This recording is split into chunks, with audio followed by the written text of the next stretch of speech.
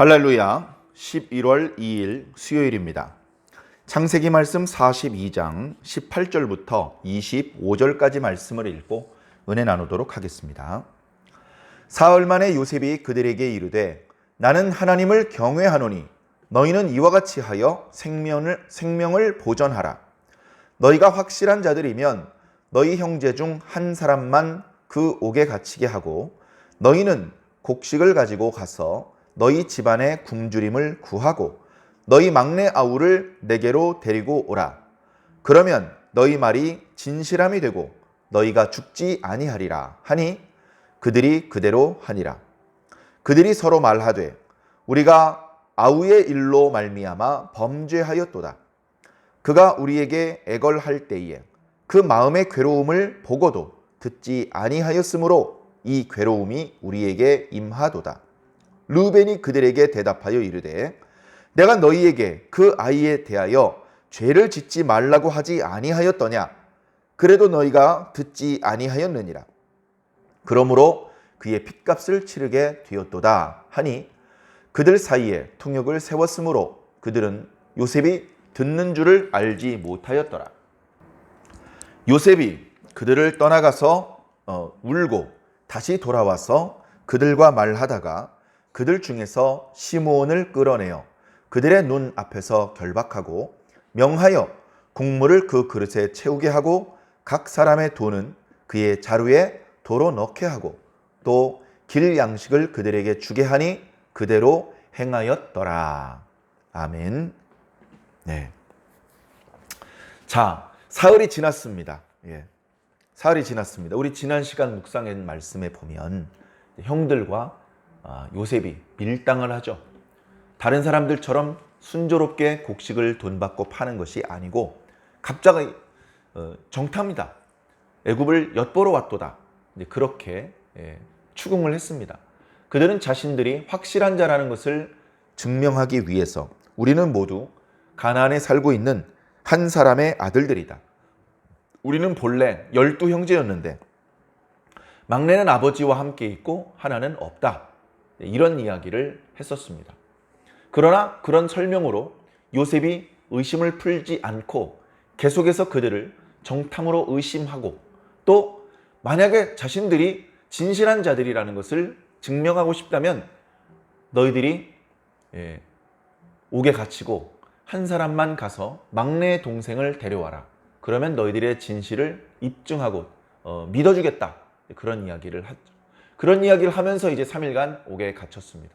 그들은 옥에서 크게 당황했을 것입니다. 야, 이거 금방 양식을 사가지고 돌아갈 줄 알았는데 아버지도 그렇고 집에 남아있는 양식이 얼마 없었는데 빨리 양식을 가지고 돌아가야 되는데 근데 그게 문제가 아니라 여기서 정탐꾼이라고 지금 의심을 받고 있고 이 의심을 풀 방도가 없으니 이거 어찌하면 좋나.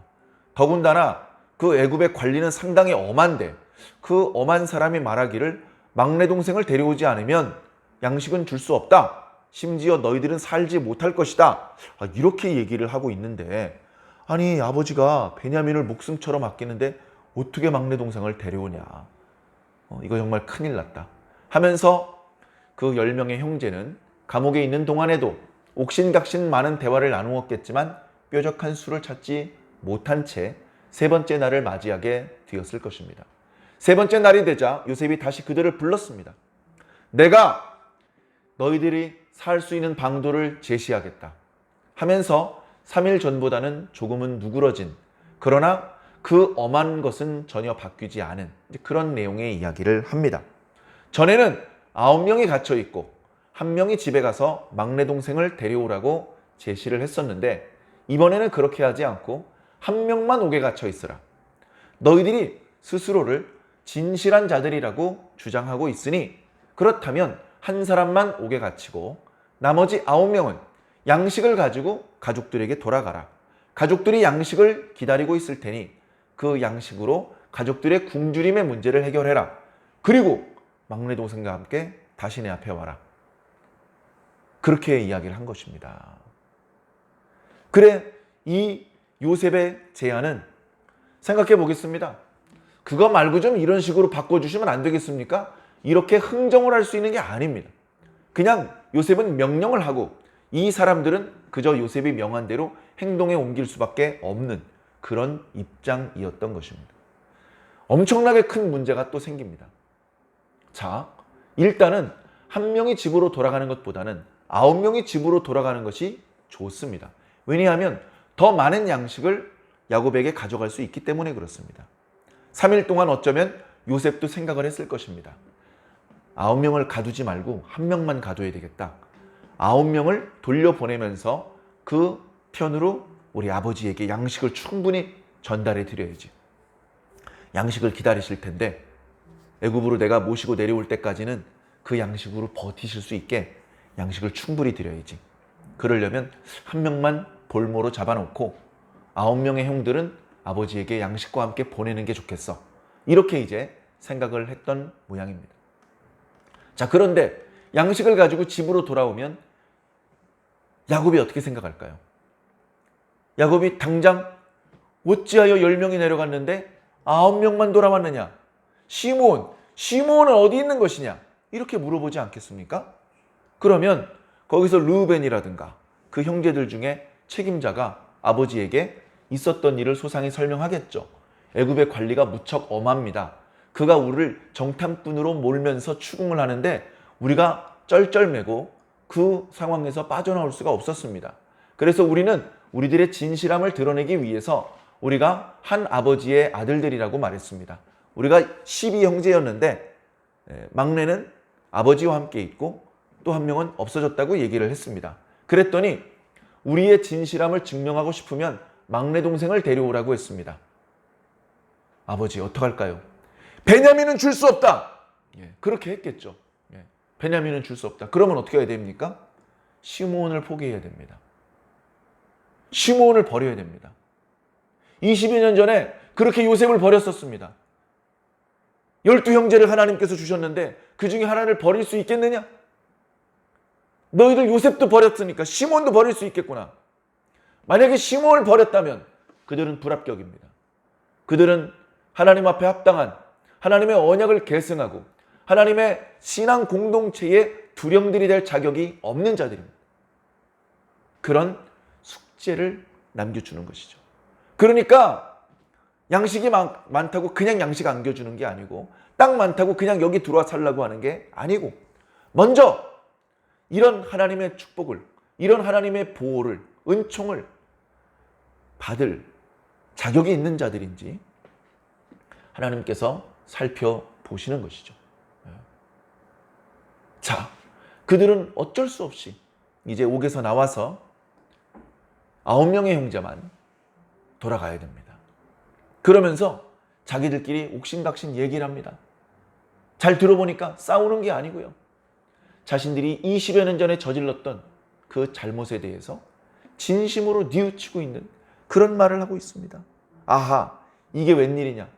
가나안에서 왔던 우리와 함께 왔던 사람들은 전부 다 양식을 사가지고 저렇게 돌아가고 있는데 우리는 옥에 갇히고 우리는 그나마 막내 동생을 데려오지 않으면 저 둘째 시므온을 또 잃어버릴 수밖에 없는 그런 상황에 놓였구나. 왜 자꾸 이런 일이 생기는 것이지? 야, 이거 우리가 20여 년 전에 범죄한 그 사실이 없어지지 않고 우리가 그 죄값을 치르는구나 라고 서로 말합니다. 그때 르우벤이 말합니다. 그것 봐! 내가 그때 그 아이에게 손대지 말자고 했잖아. 여기 21절에 그 마음의 괴로움을 보고도 듣지 아니하였다라고 말하고 있는데요. 이 원문의 의미를 살려서 다시 번역을 하면 생명의 고통을 보고도. 그러니까요. 요셉을 버리는 날, 요셉을 물쳐서 구덩이에 떨어뜨리고 요셉을 상인들한테 내다 팔 때 요셉이 부르짖었을 겁니다. 목이 쉬도록 살려달라고. 그게 안 들렸을 리가 없죠. 다 듣고도 묵살한 거예요.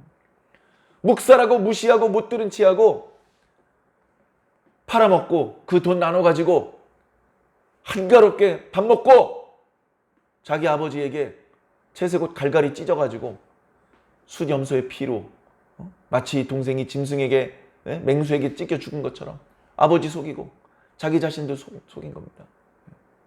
그랬던 자신들의 범죄 사실이 이런 죄값으로 돌아온다라고 느낀 것이죠.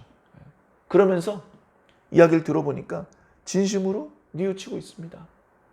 그때도 어떻게든 요셉을 죽이지 않고 요셉의 피를 손에 묻히지 않고 어떻게든 요셉을 살리려고 했던 르우벤의 이야기까지 들으면서 요셉은 속으로 울컥했을 것입니다. 요셉이 히브리 말을 쓰지 않았기 때문에 이 형들은 요셉이 자신들이 하는 말을 알아들었을 것이라고 생각하지 않았겠지만 요셉은 다 알아듣고 있었습니다. 순간적으로 울컥해서 잠깐 자리를 피합니다. 그리고서 울고 얼굴을 닦고 다시 나와서 저 9명에게 양식을 채워주고 돈도 도로 그 자루에다 넣어서 돌려보내라. 그들이 보는 앞에서 시므온을 결박합니다. 시므온은 또다시 20여 년 전에 요셉이 결박당했던 것처럼 결박당하고 또 옥에 들어가야 됩니다. 그리고 그 9명의 형제는 20여 년 전에 동생을 버리고 형제 하나를 잃어버린 채 아버지에게 돌아갔던 것처럼 또다시 형제 하나를 잃어버린 채 아버지에게 돌아갑니다. 20여 년이라는 어마어마하게 긴 시간이 지난 것 같지만 그 일이 마치 엊그저께 있었던 일인 것처럼 그때와 유사한 상황이 재현되고 있는 것이죠. 이런 상황을 통해서 그들은 비로소 자신들의 잘못에 대해서 직면할 수 있었습니다. 누구나 잘못이 있죠. 그 잘못을 직면하는 것은 고통스럽습니다. 그러니까 어떡합니까? 회피합니다. 회피하면 당장은 피해집니다. 피하고 나면 조금 편합니다. 그러니까 또 피하고 또 피하고 평생을 도망다닙니다. 그러나 영원히 도망다닐 수는 없습니다. 언젠가는 그 문제를 마주해야 됩니다. 그 문제를 빨리 마주할수록 좋습니다. 빨리 그 문제를 마주하고 직면하고 그 문제를 근본적으로 해결해야 됩니다. 요셉의 사건에 대해서는 어떻게 해결해야 될까요? 요셉의 형들이 회개해야 됩니다. 자기 동생에게 용서를 구하고 그리고 이것은 아버지에게도 용서를 구할 일이고 무엇보다도 하나님께 회개해야 될 일입니다. 우리는 살면서 이렇게 회개해야 될 일을 많이 저지르지 않는 것이 좋습니다. 회개할 필요가 없고 미안하다고 말할 필요가 없게 사는 것이 가장 잘 사는 겁니다. 그러나 우리가 모두 흠이 있고 연약하고 불완전한 존재이기 때문에 실수하고 고의적이든 아니면 어쩔 수 없이 우연이든 실수를 하고 범죄를 하면 그러면 어떡합니까? 무척 힘들지만 미안하다고 말해야 되고 회개해야 됩니다. 자신의 잘못을 인정해야 됩니다. 우리는 내가 저 사람에게 잘못하면 저 사람에게만 미안하다고 하면 된다고 생각합니다. 그러나 잘못을 저질러 보면 알지만 그 어떤 사람에게도 영향을 주지 않고 딱 한 사람에게만 사과하면 되는 일은 별로 없습니다.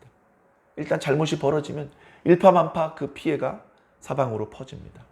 그 사람에게도, 그 사람 가족들에게도, 그 사람 부모님에게도, 그리고 그 주변에 바라보던 모든 사람들에게도, 그리고 눈에 보이지 않지만 하나님께도 범죄하게 되는 것입니다.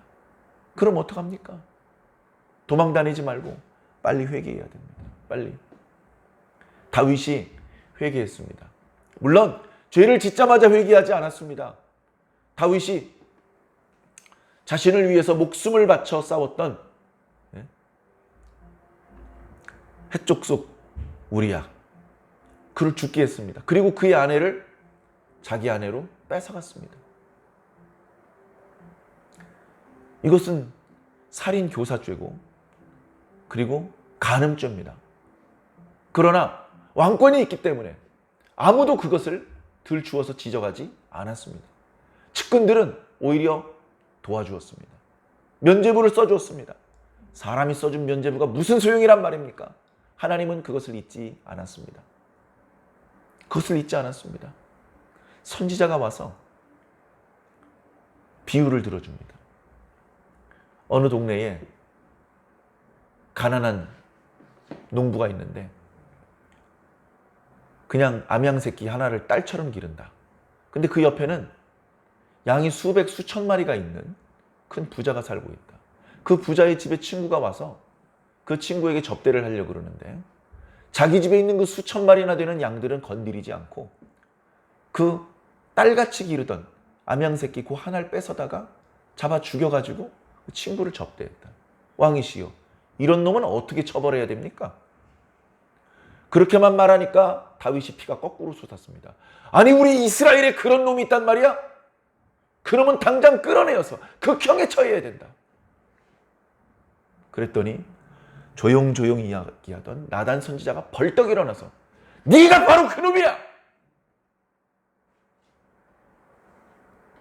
네가 너에게 충성하던 우리아를 죽게 만들고 그의 아내를 빼어서 네 아내를 삼았으니 너희 죄를 어찌하면 좋단 말이냐. 그 말을 듣자마자 옆에 있는 호위 무사들을 통해서 나단 선지자를 죽이고 거기에서 그 이야기를 들었던 모든 사람 입막음을 할 수도 있습니다. 우리는 역사를 통해서 그런 식으로 일이 처리되는 걸 너무나 많이 보아왔습니다. 그러나 다윗은 그렇게 하지 않았습니다. 다윗은 무릎을 꿇었습니다. 무릎을 꿇었어요. 힘도 없고 나이가 많은 나단 선지자가 무서워서 무릎을 꿇은 것이 아니고 나단 선지자 뒤에 서 계신 하나님 앞에 무릎을 꿇었습니다. 자신의 잘못을 직면했을 때 무릎을 꿇어야 문제가 해결될 수 있습니다. 사랑하는 성도 여러분, 저와 여러분들은 무릎을 꿇을 일이 없나요? 무릎을 꿇을 때에 하나님 앞에만 무릎을 꿇을 일이 있나요? 사람 앞에 무릎 꿇을 일은 없나요? 사람 앞에 무릎 꿇고 미안하다고 말하는 일은 쉽지 않습니다. 그러나 그 근본적인 문제를 해결하지 않으면 불행은 계속 반복됩니다. 불행이 계속 반복된다고요. 요셉 잃어버리고 시므온 잃어버리고 베냐민 잃어버리고 차례대로 다 잃어버리고 남으면 뭐가 남습니까?